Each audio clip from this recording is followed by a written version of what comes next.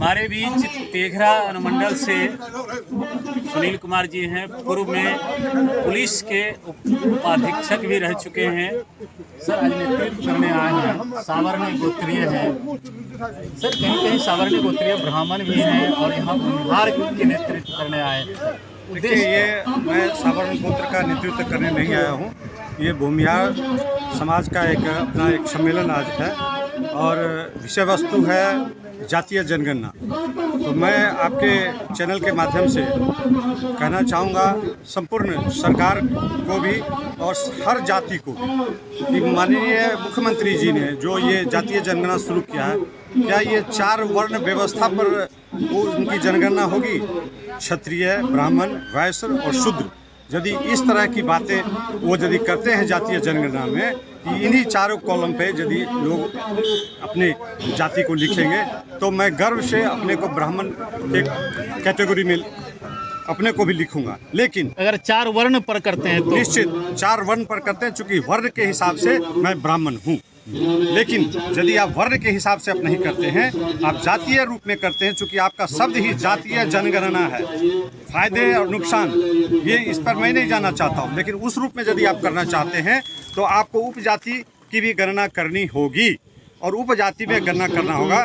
तो उसमें क्षत्रिय में भी कई उपजातियाँ भी हैं, ब्राह्मणों में भी उपजातियाँ हैं, वैश्य में भी उपजातियाँ हैं और शूद्र में भी उपजातियाँ हैं। तो इस रूप में आप उपजाति की यदि जनगणना आपको करना है तो उस रूप में सही जनगणना आप यदि करना चाहते हैं, चाहे वो राजनीतिक रूप में आप चाहते हैं, चाहे उसके आर्थिक रूप में आप चाहते हैं, चाहे सामाजिक रूप में आप चाहते हैं, तो आप उस रूप में आप व्यवस्था को लाएं। अन्यथा इस जातीय जनगणना का कोई सिर्फ और सिर्फ लोगों को छलावा देने के लिए, लोगों को विकास से मार्ग भटकाने के लिए, अवरुद्ध करने के लिए, लोगों को दूसरे रूप में अपने जो फेल्योर हो रहा है सरकार, उसको आप भटकाने के दिशा में कर रहे हैं। इससे क्या मिलेगा? आज हम चांद पर जा रहे हैं, मंगल ग्रह पर जा रहे हैं, हमारे बीच में कोई अब जातीय कोई भेदभाव नहीं रह चुका है। उस रूप में आप फिर से जातीय जनगणना कर रहे हैं। सर, आप तो राजनीति से भी जुड़े हुए हैं, लेकिन हम एक क्वेश्चन ये रखते हैं आपसे। एक तरफ सरकार कहती है कि हम जातिवाद को मिटा रहे हैं, एक तरफ सर हम भारतीय होने का भी दम भरते हैं, एक तरफ हिंदू होने का भी दम भरते हैं सर, और एक तरफ जो है जाति उपजाति की गणना।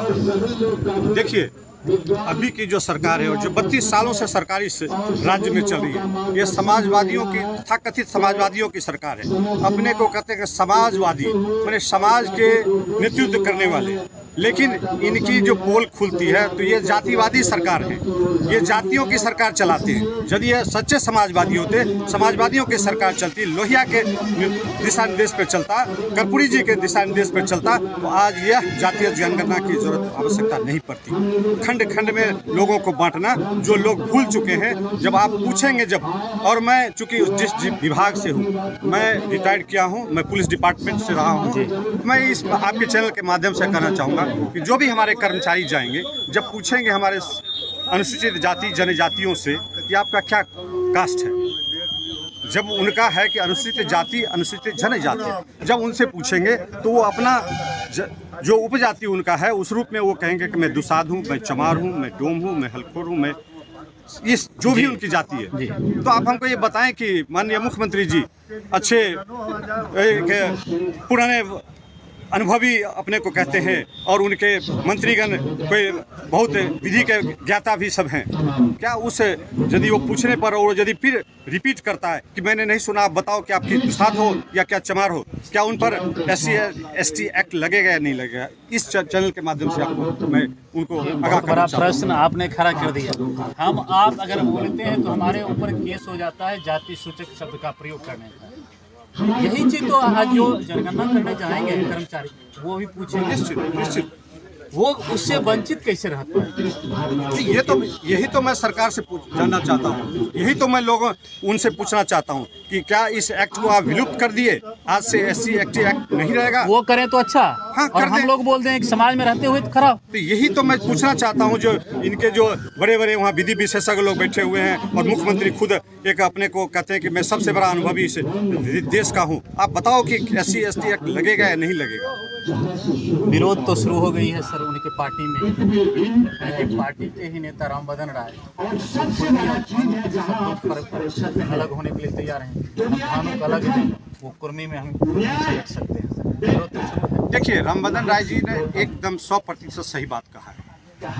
कुर्मी अलग जात है, धानुक अलग जात है, वैश्य में भी अलग अलग जात है, सबकी अलग अलग जाति है और उपजाति उनको कहते हैं। लेकिन लोग जब कहेंगे क्या रामबदन राय जी के परिवार में नीतीश जी अपने बच्ची को शादी करेंगे, मैं उनसे ये जानना चाहता हूँ। जो ये कहते हैं जब शादी पे आप जाएंगे, जाति का कहाँ पर आता है प्रश्न? जाति वहीं पर पूछा जाता है जहाँ आप शादी ब्याह में जाते हैं, उसके बाद तो जाति कौन है?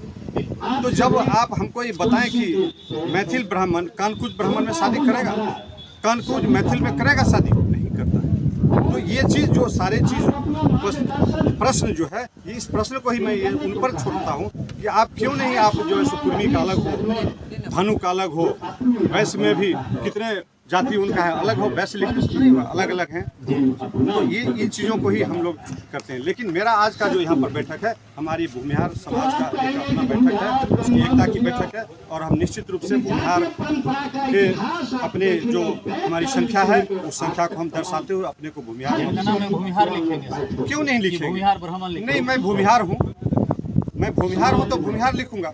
आप हमें भूमिहार कहते हो, सर एक शब्द आता है कहते हैं, कहने वाले कहने का। अब मैं आपके इस चैनल पे तो उन चीज़ों को उजागर नहीं करूंगा। जादव को भी लोग बहुत सारे शब्दों से उपकृत करते हैं, क्या वो शब्द लिखते हैं? बावन कहें, ब्राह्मण भूमिहार कहें, लेकिन हम भूमिहार हैं, हम परशुराम वंशज हैं, हम निश्चित रूप से भूमिहार कॉलम पे। धन्यवाद सर, आपका बहुत बड़ा समय हम लिए, कई तरह के प्रश्न